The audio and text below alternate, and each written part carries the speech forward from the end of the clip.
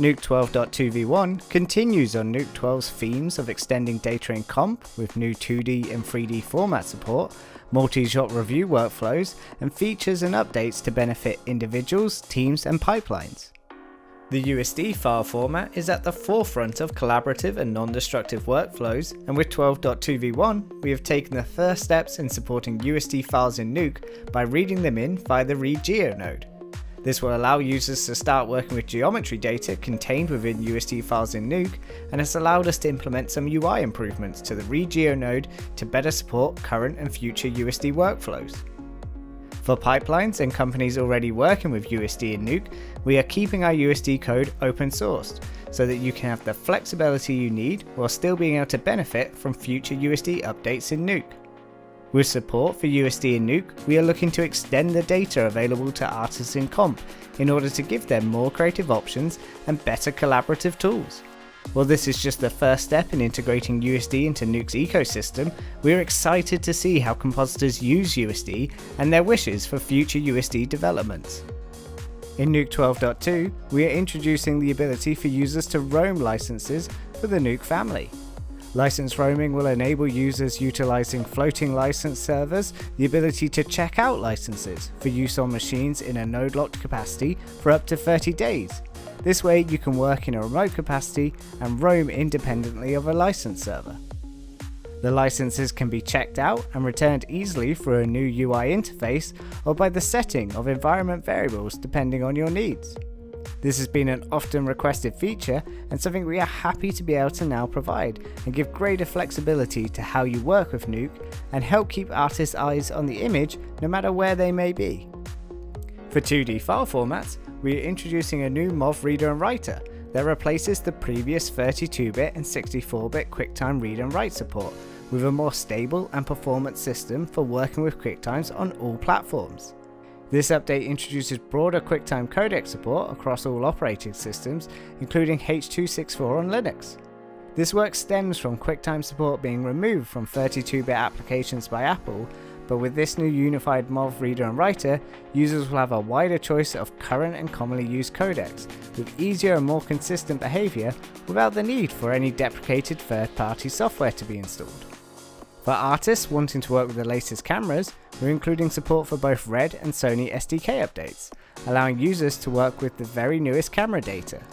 With the Red SDK update, this will provide support for the latest Komodo camera models, as well as improved workflows with greater control over Red files being read into Nuke, such as demosaic and CDL grading options, as well as advanced controls for more custom setups. Nuke Studio, Hero, and Hero Player will now support the reading and playback of AAC encoded audio tracks, and this builds on the work introduced in 12.1 that allowed for MOV containers holding audio to be imported in Linux and Windows, removing the need to extract and import the audio as a separate WAV file. This work is in a large part due to feedback provided from users sharing that the majority of audio tracks from editorial references and used in review are AAC codecs, and we wanted to make sure that we were extending our file format support to provide the best review workflow possible.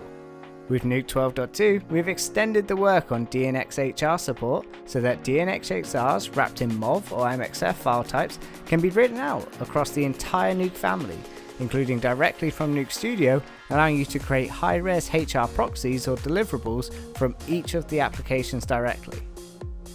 The ability for a team to work collaboratively while situated in many locations has become more and more valuable as we expand and diversify our teams and working environments. With Nuke 12.2, we are introducing a beta feature in SyncReview to Nuke Studio, Hero, and Hero Player so that artists can continue to collaborate even when separated and communicate their feedback to allow for the best images possible. This work is initially beta, as while there are more features we will be adding, we feel there is a genuine benefit to bringing this feature to users a little bit earlier and providing a new way to enable teams to collaborate and continue working together to a shared vision of the final image. With SyncReview, any number of artists can join a timeline session and review the latest work. Users have the freedom to control the playhead and playback options, make adjustments to existing soft effect parameters, change pre-existing clip versions, and add annotations all live.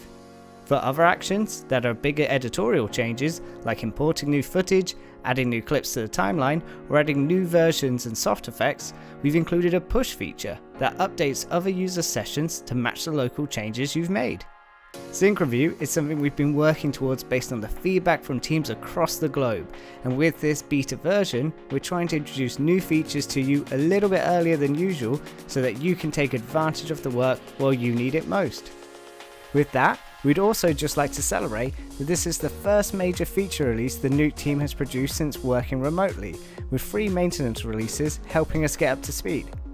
With these unexpected and difficult times, we're working hard to try and keep listening and supporting your needs as artists to help you keep producing amazing images, giving you more creative options for collaborating and working with the latest data, or introducing new workflows to help you work more efficiently.